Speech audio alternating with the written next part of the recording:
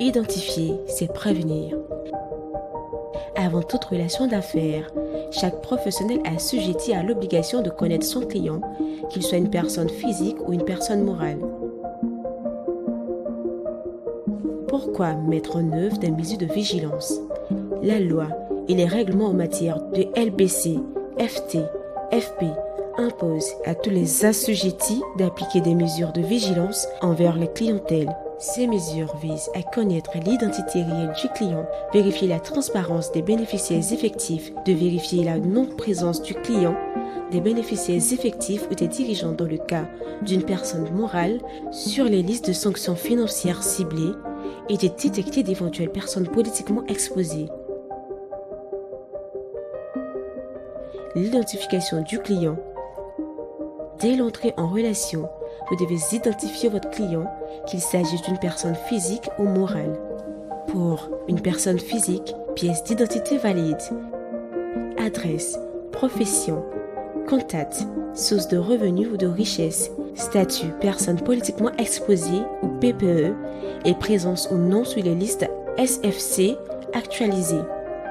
Pour une personne morale, dénomination sociale, numéro RCCM, objet social, identité complète des bénéficiaires effectifs et dirigeants, le statut PPE éventuel et leur présence ou non sur les listes SFC. Il est aussi indispensable de documenter la finalité et la nature de la relation d'affaires, puis d'évaluer le niveau de risque. Nous vous recommandons, pour garantir la cohérence et la traçabilité, d'utiliser un formulaire standardisé. L'identification des bénéficiaires effectifs. Le bénéficiaire effectif est la personne physique qui, en dernier ressort, détient directement ou indirectement au moins 25% du capital ou des droits de vote, ou exerce un contrôle par d'autres moyens, notamment via des parts d'actionnaires ou une influence dominante. Cette transparence est essentielle pour lutter contre le montage juridique opaque et dissimuler l'identité réelle des propriétaires. Les personnes politiquement exposées, PPE. Une vigilance renforcée s'impose si votre client ou son bénéficiaire effectif est une personne politiquement exposée. Il s'agit de toute personne occupant ou ayant occupé une fonction publique importante, ainsi que leurs proches ou associés. Dans ce cas, la validation de cette relation d'affaires par un cadre supérieur au sein de votre structure est obligatoire. L'origine des fonds doit être vérifiée de manière approfondie et un suivi continu doit être mis en place. L'évaluation du niveau de vigilance. Le niveau de vigilance se calcule à partir d'une notation de 1 à 5 sur 8 critères ou plus selon votre domaine. Les 8 critères sont l'origine géographique, la nature de l'activité, le statut de personne politiquement exposée, le montant et la fréquence des opérations du client, la structure juridique, le canal d'entrée en relation, la transparence de la source des fonds, l'historique relationnel. 1. Pour les critères de l'origine géographique. La note va de 1 dans le cas où le client vient d'un pays à faible risque jusqu'à la note de 5 lorsque le client ou ses bénéficiaires effectifs viennent d'un pays inscrit sur la liste noire du GAFI.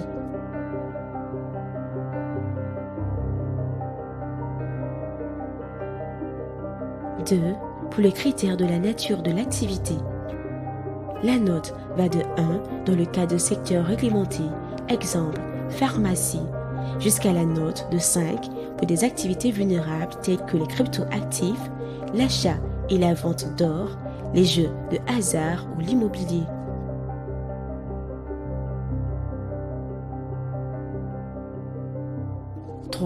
Pour les critères du statut de personne politiquement exposée ou PPE. La note va de 1 lorsqu'il n'existe aucun lien avec une personne politiquement exposée, PPE, jusqu'à la note de 5 lorsqu'il s'agit d'une PPE active de portée internationale. 4. Pour le critère du montant et fréquence des opérations. La note va de 1 dans le cas de petits montants réguliers et cohérents avec le profit du client jusqu'à la note de 5 pour des flux financiers élevés, irréguliers ou incohérents. 5. Pour le critère de la structure juridique du client. La note va de 1 lorsque le client est une personne physique ou une SARL simple à structure transparente jusqu'à la note de 5 dans les cas de structures opaques telles que les trusts ou les sociétés écrans.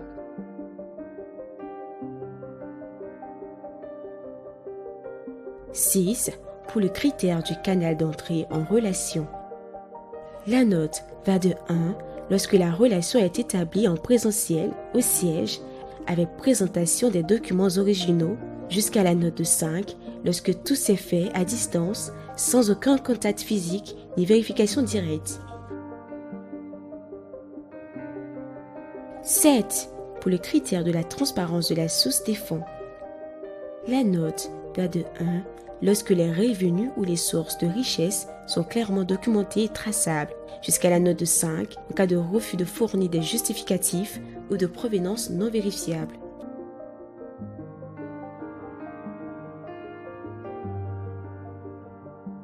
8. Pour le critère de l'historique relationnel. La note va de 1 lorsqu'il s'agit d'un client ancien, sans incident connu, jusqu'à la note de 5, le client présente des antécédents, des signalements ou un comportement jugé à risque.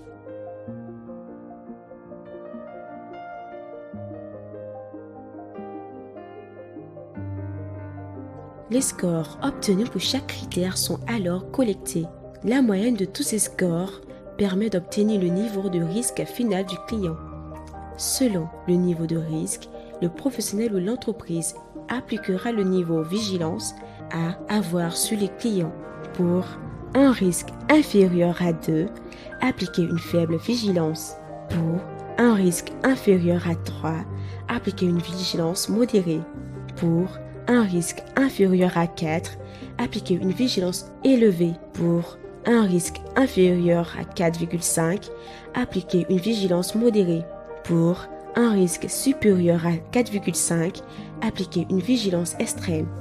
Ce niveau de vigilance oriente sur la fréquence de mise à jour des vérifications sur le client, l'approbation interne et les mesures renforcées éventuelles. Les sanctions en cas de non-respect. Le non-respect de ces obligations expose à un blâme ou avertissement officiel, une amende pouvant aller jusqu'à 500 millions de francs CFA, une interdiction d'exercer temporaire ou définitive, des poursuites pénales. Institutions financières, professions réglementées, vous êtes tous concernés. Agissons avec vigilance, rigueur et responsabilité. En appliquant ces mesures de vigilance dès aujourd'hui, vous protégez votre activité, contribuez à la stabilité du système financier et à la sécurité économique du pays. Besoin d'aide? Contactez votre autorité de supervision et consultez les lignes directrices sur www.santif.ci.